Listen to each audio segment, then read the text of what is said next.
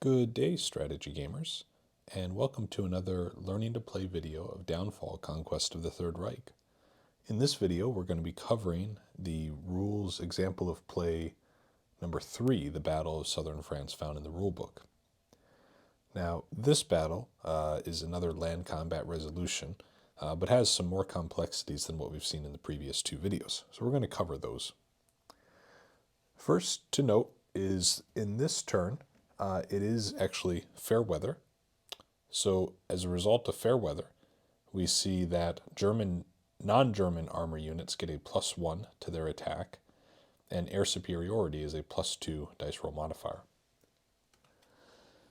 The US player has used an attack order, and they are going to attack with the 3rd US Armored unit over here to this hex, which has the German infantry division and a fortress unit underneath it. We see on the map that there are air units present, both of which are in range. Because the US has an elite air unit, this will result in the US or Western Allied player having air superiority for this conflict.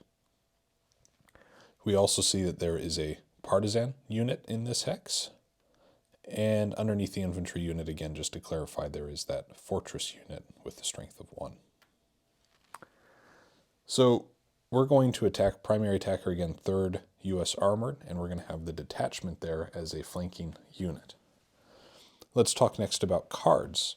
So the Western Allies decline to use a headquarters card, as does the OKW faction. The Western Allies also declined to use a combat card. However, the OKW faction is going to use a combat card for this resolution, and they elect to use light tanks. And this means that they're going to get a +2 dice roll modifier in fair weather for this combat. But wait, surprise. The Western Allies reveal they have a card in their hand they would like to play, and although they have already declined to play a combat card, this text reads that they may play this card when OKW plays a card. And the effects of OSS espionage is that it cancels that card's effects, thus eliminating the combat card the OKW player has played. Again, just an important note that on these cards there may be texts that allow you to play outside the normal card sequence turns. Next, let's start calculating out what the combat strength value will be for everything.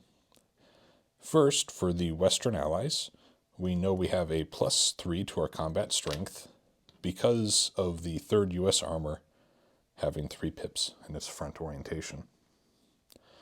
We also have 1 combat strength because we have a flanking unit supporting the attack.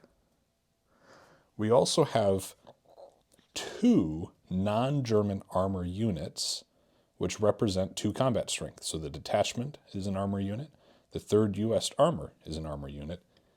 Each get us a +1 combat strength. And again, I want to reference back to it. That's per the fair weather card for a +1 per non-German armor unit. Next, we have a +1 strength for having more elite badges than the OKW defender. And then we have a +1 strength for having at least 1 Western combat unit. This gives us a total strength of 8 for the Western Allies. We'll clear this out now, and we'll calculate what the combat strength is for the defender. For OKW, they have a total of 3 pips here. 2 for the infantry, 1 for the fortress. So that represents 3 combat strength.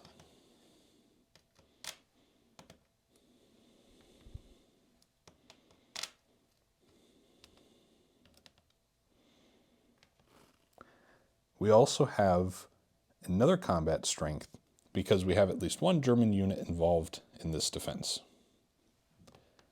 In total, this yields a 4 combat strength for the defender.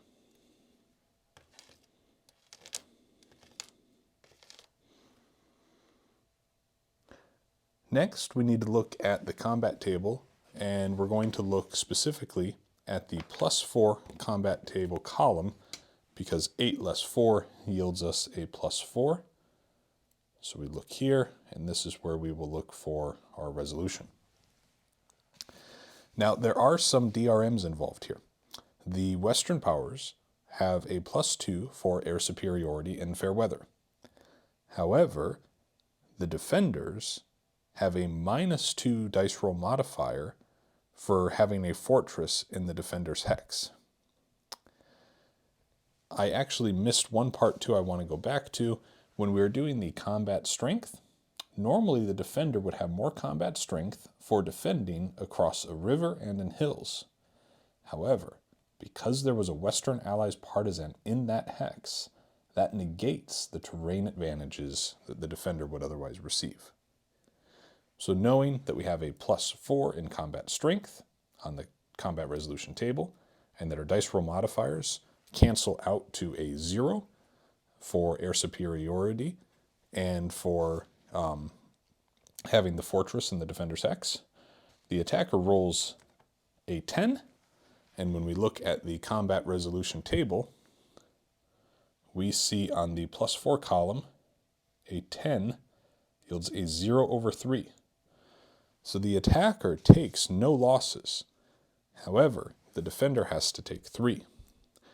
The very first thing the defender must do is actually lose the fortress unit, because that is just immediately canceled out. Makes sense if you have a fortress there, you lose the battle overwhelmingly. You're not going to be able to keep the fortress, right? So that leaves the infantry division still there with a strength of 2, and we have to resolve 2 more combat effects. The OKW player decides to actually retreat this unit 2 hexes, 1, 2, back here to this more open terrain. That then resolves this combat and the example of play. Thanks again for tuning in. Should you have any questions or comments, please let me know down below in the video comment section. And as always, strategy gamers, hoping you have yourselves an excellent day. Bye now.